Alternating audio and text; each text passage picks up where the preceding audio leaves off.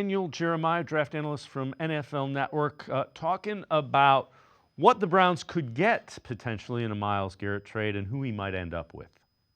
I think you get 2 ones, and then maybe there's maybe if it's a team that's picking in the back of the first round, maybe it's this year's one, next year's one plus a little something extra, maybe a player, another pick.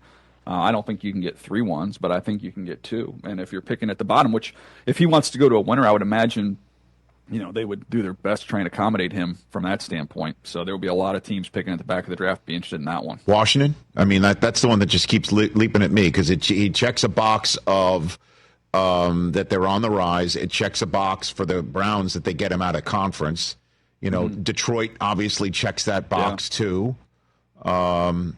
So those are a couple that just leap to mind on that front. Yeah, NFC side, I mean, 100% I would make a case. Rams? Do you think the Rams could? I mean, they don't really need him. It's crazy to say it, but their young D-line is so good. I mean, they're so cheap. That was the first thing I thought of. As soon as I saw that he was like, well, Les probably already texted him because he's so aggressive. But I'm looking at their team, and, I mean, he's got one of the best defensive lines in the NFL right now, and they're young and cheap. And he's referring to Les Snead, who's the GM of the Rams. Damon, again, the issue with it is there's a $36 million dead cap hit on top of the Deshaun Watson cap money that's going to be counted against the cap. Yeah, for sure. It certainly makes it difficult.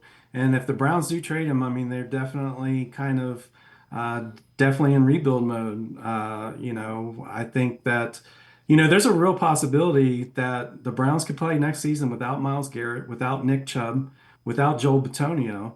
And that's a totally different, that to lose all those guys in 1 year would be totally insane, if we were to think that last year.